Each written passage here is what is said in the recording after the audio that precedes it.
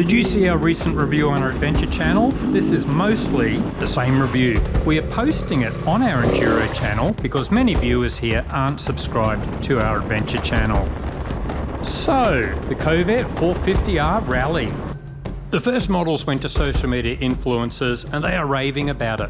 Other riders are saying it's another cheap Chinese bike that will rust, break down or fall apart like earlier Chinese models. The rave reviews from influencers, we watch these with a lot of skepticism. Long-term reliability, we simply won't know until there are lots of independent long-term reports from owners. The quality certainly looks good from initial inspection.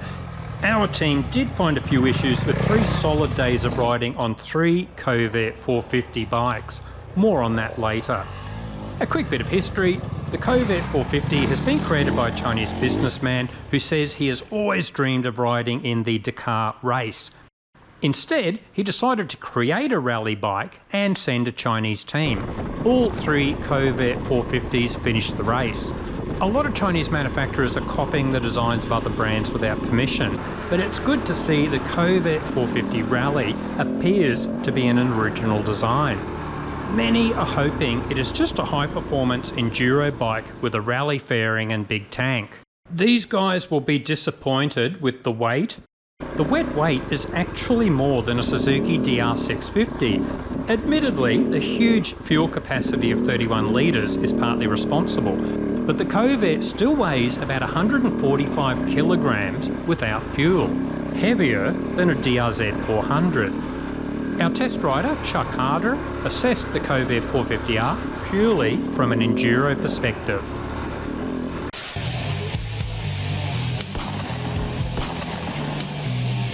I realized that this bike is not at all what I thought it would be. I was expecting this bike to be part of the Enduro category, similar to the 450L or RL and the 500EXCF. This power isn't even close to either one of those bikes. If we're putting it in the Enduro category, simply put, this thing is a slug. Now keep in mind that I'm coming to this Kove as an Enduro rider and not an ADV rider. Compared to a T7 or an 890, this thing feels light. But compared to a 450L or a 500, it's a pig. The front end was immediately twitchy in the single track. That front end weight bias caused it to oversteer and tuck in corners, and the tall gearing paired with the lack of power meant that I was in first gear where I would normally be in third gear on my 300. The suspension is really good in the wood. I've heard a lot of ADV riders find it very stiff and racy, and that makes sense coming from a dual sport rider's perspective. But for an average enduro rider, the suspension is plush enough and holds up well enough to ride aggressively. It is by far the best stock ADV suspension I've ever ridden. My preconceived idea about the category this bike is in is absolutely wrong. This is an adventure bike. It's not a powerful adventure bike, but it's not slow either.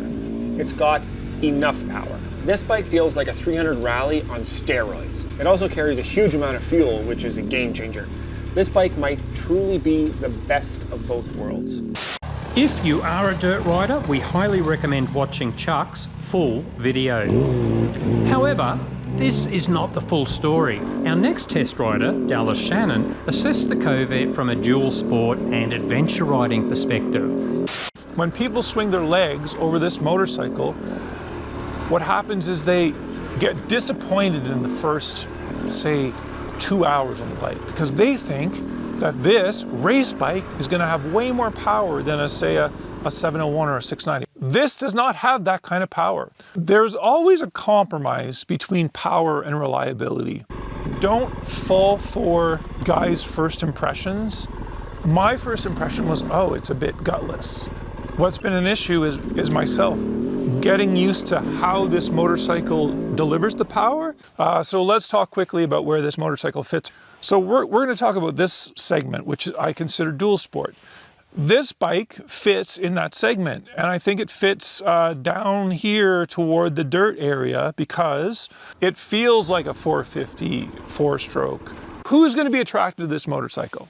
If you're over here, you're going to not like the stock setup of the suspension and the frame. You'll appreciate both of these things later. This is a dirt biker's dual sport bike.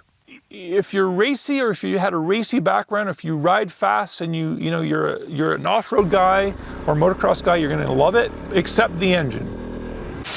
Interested in the Kove 450 as a dual sport or lightweight adventure bike? See Dallas's full comments here. A few things contribute to the Kove's potential in this respect. The massive 31 litres or 8 gallons fuel capacity, a healthy 1.6 litres oil capacity for less oil changes, the detuned engine should theoretically last longer, and features such as large radiators, twin radiator fans and an oil cooler should help too. A quick look at the engine. It is not Kove's design. They are using an engine from another Chinese manufacturer, but with a revised top end to achieve more horsepower. It's based on the Zhongshan NC450, which Zhongshan use in their own hideously ugly RX4 adventure model. Zhongshan have also licensed its use in the new Fantic Caballero. It's interesting to see you can buy the entire engine for just $1,900 US in its original detuned mode. The suspension is from Chongqing Yuan, a Chinese company we have never heard of. Their motto, reduce shock and become smooth. The suspension certainly works better than the website design suggests. It has been set up for Dakar, so dirt riders will love it. Dual sport riders will probably find it's too firm and may want softer springs and revalving. Kove have opted for Japanese brakes from Nissan and Bosch EFI made in Europe. With their focus on reliability, it would be interesting to see if they couldn't find reliable Chinese parts in this respect. Road riding? Surprisingly good. Our riders reported it's very smooth for commuting or the highway. A very tall 6th gear keeps the revs down at highway speed, and the windscreen works well. The seat is pure enduro though, not designed for hours of sitting. What problems did we experience over 3 days with 3 Kove 450s? A small oil leak from the oil cooler and also a fuel leak through an overflow pipe. Easily fixed. We suspect we were to blame as we assembled these bikes from the crate. There was a small electronic glitch with the speedo, and we would get an overheat warning signal when nothing was wrong. And if the Kove goes on its side, there is some kind of cut-off switch which doesn't allow the Kove to be restarted immediately. We think the last 2 issues will be very minor glitches that will probably be resolved quickly.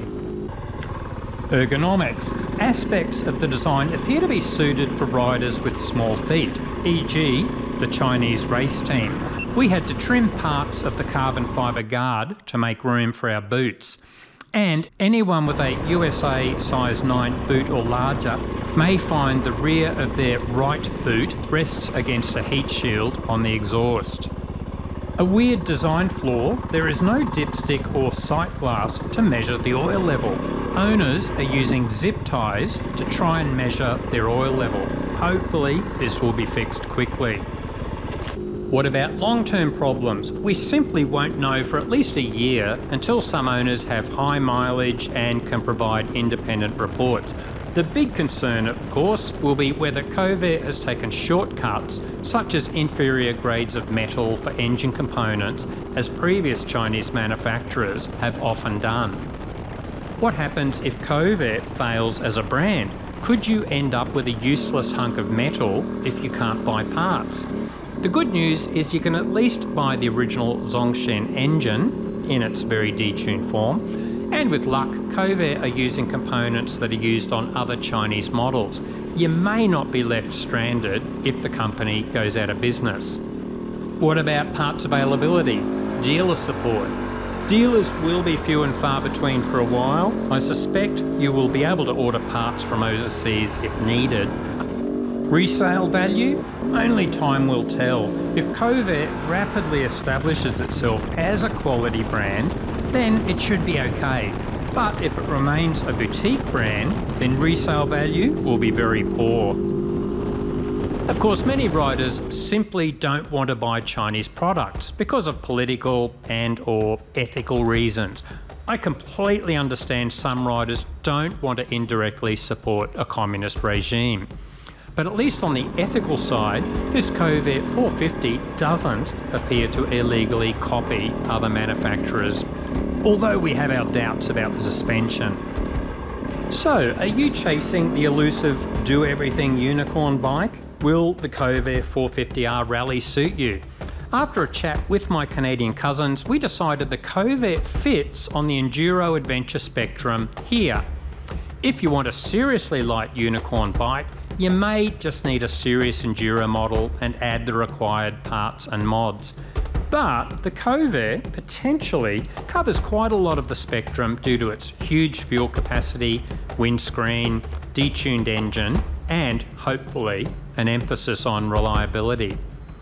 What do you guys think? Could it suit you? Dallas and Chuck will provide further insights as they ride the Kove more. Watch out for their vids.